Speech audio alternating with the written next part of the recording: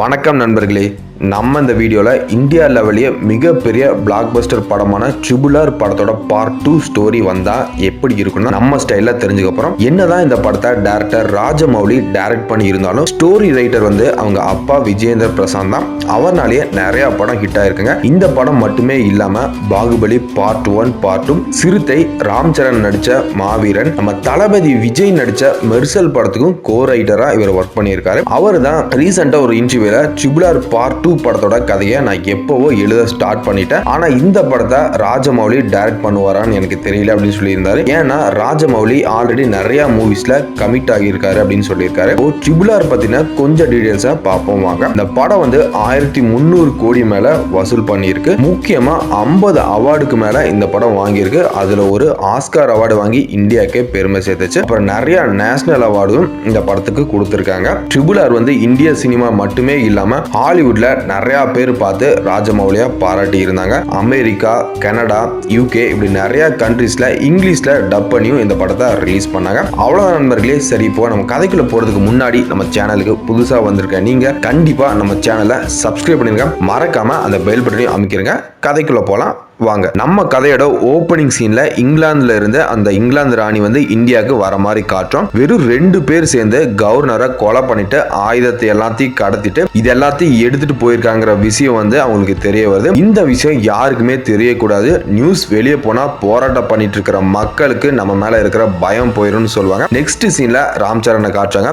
ராம் சரண் வந்து அவங்க ஊர்ல இருக்கிற மக்கள் எல்லாத்துக்குமே துப்பாக்கியை வச்சு ஆயுத பயிற்சி கொடுத்துட்டு இருப்பாரு. பார்ட் 1 கிளைமேக்ஸ்ல சமுத்திரக்கனி அந்த லாரியில வெறும் கன்ஸ் அண்ட் புல்லட்ஸ் மட்டுமே இல்லாம நிறைய பாம்ஸ், அதுக்கப்புறம் நிறைய வெப்பன்ஸ் எல்லாம் எடுத்துட்டு வந்து இருப்பாரு. சமுத்திரக்கனி வந்து ராம் சரண் கிட்ட கேட்பாரு, தம்பி நாளாகிட்டே போகுது, எப்போ நம்ம அவங்கள அட்டாக் பண்ண போறோம்னு கேட்பாரு. அதுக்கு ராம் சரண் சொல்லுவாரு, மாமா நீங்க வெயிட் பண்ணுங்க, அவங்களே நம்ம தேடி வருவாங்க, நம்ம வந்து அவங்கள தேடி போக தேவையில்லை, ஸோ பிளான் பண்ணி அட்டாக் பண்ணலாம் அப்படின்னு சொல்லுவாரு. நெக்ஸ்ட் சீன்ல ராம் சரணோட ஒய்ஃப் சீதாவை காட்டுறாங்க. அவங்க அந்த வில்லேஜ்ல இருக்கிற சின்ன பசங்களுக்கெல்லாம் ஸ்கூலிங் வந்து சொல்லி தருவாங்க.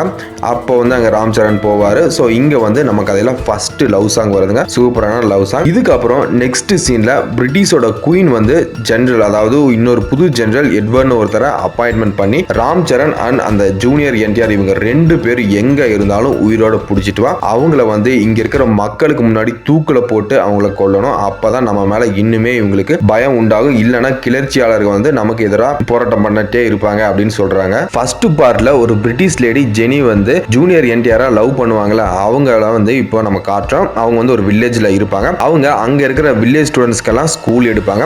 நெக்ஸ்ட் சீன்ல வந்து நம்ம ஜூனியர் என்டிஆர் காட்டுறாங்க. அவரு ஃபாரஸ்ட்ல இருந்து மான வேட்டையாடிட்டு வருவாரு. மாசான சீன் இது. இங்க வந்து அந்த ஜெனரல் நம்ம 2 ஹீரோவையும் போட்டோ வச்சு எல்லா வில்லேஜ்லயும் தேடிட்டு இருக்கா. அதே டைம்ல எல்லா மக்களும் சுதந்திரத்துக்காக போராடிட்டு இருப்பாங்கல்ல, அந்த மக்களை எல்லாம் இவன் என்ன பண்றான்னா அவங்கள எல்லாத்தையும் அடிச்சு தும்சம் பண்ணி ரொம்பவே சித்திரவதைப்படுத்தி அவங்களெல்லாம் அமைதியா இருக்கிற மாதிரி பண்றான். நெக்ஸ்ட் டே வந்து ஜென்னியும் என்டிஆரும் 2 பேரும் சேர்ந்து மார்க்கெட் போவாங்க. அந்த மார்க்கெட்ல ஜெனரல் கீழே வேலை செய்யற போலீஸ்காரங்க ஜெனியை பாத்துறாங்க. அவளை அரெஸ்ட் பண்ண வருவாங்க. இங்க தாங்க நம்ம கதையில வந்து ஃபர்ஸ்ட் ஃபைட் சீன் வருதுங்க. என்டிஆர் வந்து அங்க வந்த போலீஸ்காரங்க எல்லாத்தையும் அடிச்சு தும்சம் பண்றாரு. அப்பதான் என்டிஆருக்கு வந்து ஒரு விஷயம் தெரியுது. இந்த போலீஸ் அனுப்பின ஜெனரல் வந்து ராம் சரணோட வில்லேஜுக்கு தான் போயிட்டு இருக்கான். அந்த ஜெனரல் வந்து இன்னும் நிறைய ஆளுங்களை கூப்பிட்டு போயிட்டு இருக்கான் அப்படிங்கிற விஷயத்தை எப்படியாவது ராம் சரணுக்கு நம்ம சொல்லணும்னு அங்கிருந்து நைட்டே கிளம்புறாரு அந்த வில்லேஜுக்கு. ஆனா ராம் சரண் வந்து ஆல்ரெடி இந்த ஃபைட்டுக்கு வந்து ப்ரிப்பேர் ஆகி தான் இருப்பாரு.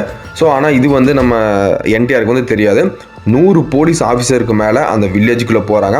நைட் டைம் அட்டாக் பண்ணுறது தான் பெஸ்ட்டுன்னு சொல்லிட்டு வில்லேஜுக்குள்ளே என்ட்ரி கொடுக்குறாங்க. ஆனால் அந்த வில்லேஜில் யாருமே இருக்க மாட்டாங்க. குடிசையெல்லாம் ஓப்பன் பண்ண பார்த்தா எல்லாமே காலியாக இருக்கும். அந்த பிளேஸ் வந்து ரொம்பவே சைலண்டாக இருக்கும். என்னடா இதுன்னு அவங்க யோசிச்சுட்டே இருக்கும்போது தான் ராம் சரணோட ஆளுங்க எல்லாருமே துப்பாக்கி வச்சு சடனாக ஷூட் பண்ண ஸ்டார்ட் பண்ணுறாங்க. 2 கேங்குள்ள வெறும் கன் ஃபைட்டாக நடக்குது. வேற லெவலில் இருக்கும். எந்த பக்கம் இருந்து சுடுறாங்கன்னே இந்த பிரிட்டிஷ் ஆஃபீஸருக்கு வந்து தெரியாது. நிறைய பேர் பிரிட்டிஷ் சைடில் செத்து போகிறாங்க. மீதி இருக்கிற கொஞ்சம் பேர் வந்து அங்கே பதுங்குறாங்க. இந்த டைம்ல தான் நம்ம என்டிஆர் வந்து வில்லேஜுக்குள்ள என்ட்ரி ஆகி ஜெனரல் கிட்ட மாட்டிக்கிறாரு. அந்த டைம்ல ஜெனரல் வந்து என்ன பண்றாருன்னா என்டிஆர் தலையில கன்னை வச்சு ஒளிஞ்சிருக்கிற எல்லாருமே வெளியே வாங்க, இல்லைன்னா இவனை சுட்டு கொண்டுருவேன் அப்படின்னு சொல்லுவாரு. நெக்ஸ்ட் 2 நிமிஷம் வந்து அந்த இடம் ரொம்பவே சைலண்டா இருக்குதுங்க. கன்னை லோட் பண்ணி என்டிஆர் சுட போவாரு. அப்பதான் நம்ம ராம் சரண் ஒரு பாம்பை தூக்கி சைட்ல போடுவாரு. பாம் வெடிச்ச உடனே இருட்டில் அந்த இடமே வந்து ரொம்பவே அந்த புழுதி மாதிரி இருக்கும். அந்த டைம்ல வந்து என்டிஆர் அங்கிருந்து தப்பிச்சிருவாரு. இந்த பிரிட்டிஷ் ஆளுங்களும் உயிருக்கு பயந்து அங்கிருந்து ஓடி போயிருவாங்க. இந்த சம்பவத்துக்கு அப்புறம் ராம் சரண் சொல்லுவாரு, நம்ம கொஞ்சம் பேர் மட்டுமே இவங்களை எதிர்த்து போராட முடியாது, கிட்ட இருக்கிற வில்லேஜ்ல போராட்டம் பண்றவங்களை பார்த்து பேசலாம், நம்ம கூட யாருக்கு விருப்பம் இருக்கோ அவங்களுக்கு ஆயுதம் ஏந்தி போராட்டம் செய்ய சொல்லலாம் அப்படின்னு சொல்லுவாரு. நம்ம திருப்பி அடிச்சாதான் நமக்கு உரிமை வந்து நம்மளால வாங்க முடியும்னு சொல்லுவாரு. பிளான் பண்ண மாதிரியே மீட் பண்றாங்க, பக்கத்துல இருக்கிற வில்லேஜ் கிட்ட எல்லாம் பேசுறாங்க. அதுல விருப்பம் இருக்கிறவங்களாம் அவங்களோட கூட்டிட்டு போறாங்க. இங்கதான் சமுத்திரகுழனி இன்னொன்னு சொல்லுவாரு, நிறைய போராளிகளை வந்து இவங்க ஆல்ரெடி அரெஸ்ட் பண்ணி ஜெயில போட்டு இருக்காங்க, அவங்கள அங்கிருந்து வெளியே கூட்டிட்டு வந்தா அவங்க வந்து நமக்கு பெரிய ஒரு படையாவே நம்ம கூட இருப்பாங்க, ஒரு பெரிய படையவே நம்ம ரெடி பண்ணலாம்னு சொல்லுவாரு. இதுக்கு ராம் சரணும் எம்டிஆரும் நாங்க 2 பேர் போய் அந்த சிறையில் இருக்கிற கைதிகளெல்லாம் வெளியே கூட்டிட்டு வரோம், நீங்க மற்ற வில்லேஜுக்கு போய் அங்க இருக்கிற போராளிகளை நம்ம பக்கம் சேர்க்க பாருங்க அப்படின்னு சொல்லுவாங்க. 2 பேருமே அந்த ஜெயிலுக்கு போறாங்க. அங்க நிறைய போலீஸ்காரங்க இருப்பாங்க ஜெயில் செக்யூரிட்டிக்கு. இங்க தாங்க நம்ம கதையில வந்து ஒரு மாசான ஃபைட் சீன் வருது. ஒரு 15 நிமிஷம் ஒரு மாசான ஃபைட். 2 பேருமே செக்யூரிட்டி எல்லாத்தையுமே அடிச்சு போட்டுட்டு அங்க இருக்கிற லாக்அப் எல்லாம் ரிலீஸ் பண்றாங்க. அங்க இருக்கிற நம்ம போராட்ட கைதிகள்லாம் தப்பிச்சு வெளியே வராங்க. இந்த விஷயம் தெரிஞ்ச ஜெனரல் வந்து ஜீப்பை எடுத்துட்டு அந்த ஜெயிலுக்கு வர்றான். ஆனா எல்லாருமே ஆல்ரெடி தப்பிச்சு போயிருப்பாங்க. இதுக்கப்புறம் next day morning Ram Charan வந்து அவர் ஒய்ஃப் சீதா கிட்ட பேசிட்டு இருப்பாரு. இதுக்கப்புறம் நான் உயிரோட வருவேனா இல்லையான்னு தெரியாது, ஆனா நீ வந்து ரொம்பவே தைரியமா இரு அப்படின்னு சொல்லிட்டு கிளம்புறாரு. சேம் டைம் என்டிஆர் வந்து அவங்க வில்லேஜ்ல இருக்கிற மக்கள் அண்ட் ஜெனிஃபர் கிட்ட பேசிட்டு கிளம்புறாங்க. 2 பேருமே ஒரே பைக்ல போறாங்க. இங்க வந்து நம்ம கதையில ஒரு சென்டிமெண்ட் சாங் வருங்க, சூப்பரான சாங். இதுக்கப்புறம் திரட்டி வச்சிருக்கிற எல்லா போராளிகளோடையும் ஒரு மீட்டிங் போடுறாங்க. மீட்டிங்ல 2 பிளான் போடுவாங்க. ஒன்னு வந்து இங்க இருக்கிற கவர்னர் ஆபீஸை அட்டாக் பண்ணி நம்ம கண்ட்ரோல்ல எடுக்கணும். நெக்ஸ்ட் டெல்லியில இருக்கிற ஜார்ஜ் கோட்டையை அட்டாக் பண்ணி நாளைக்கு நைட்டுக்குள்ளேயே நம்ம கண்ட்ரோல்ல கொண்டு வந்தா இந்தியா ஃபுல்லா இருக்கிற பிரிட்டிஷர்ஸ், அதாவது நம்ம சைட்ல அந்த வெஸ்ட் சைட்ல இருக்கிற பிரிட்டிஷர்ஸையாவது நம்ம கொஞ்சம் பேத்த அடிச்சு துரத்தலாம் அப்படின்னு பிளான் பண்ணுவாங்க. ஸோ 2 டீமா பிரிஞ்சு போறாங்க. என்டிஆர் கூட ஒரு கேங் வந்து கவர்னர் ஆபீஸுக்கும், ராம் சரண் கூட ஒரு கேங் வந்து ஜார்ஜ் கோட்டைக்கும் போறாங்க. டெல்லியில தான் அந்த பிரிட்டிஷ் குயினும் இருப்பாங்க. அங்க செக்யூரிட்டி வந்து ரொம்பவே ஸ்ட்ராங்கா தான் இருக்கும். இங்க தான் நம்ம கதையோட வந்து கிளைமேக்ஸ் நெருங்குதுங்க. ஆனா கவர்னருக்கு வந்து டெல்லியையும் அட்டாக் பண்ண போறாங்கன்னு தெரியாது. நைட்டு பிளான் பண்ண மாதிரியே அட்டாக் வந்து ஸ்டார்ட் பண்றாங்க. என்டிஆர் கேங் அங்க இருக்கிற போலீஸ் எல்லாத்தையும் ஃபுல்லா அடிச்சு நொறுக்குறாங்க. 2 பக்கமும் உயிர் சேதம் ஆகுது.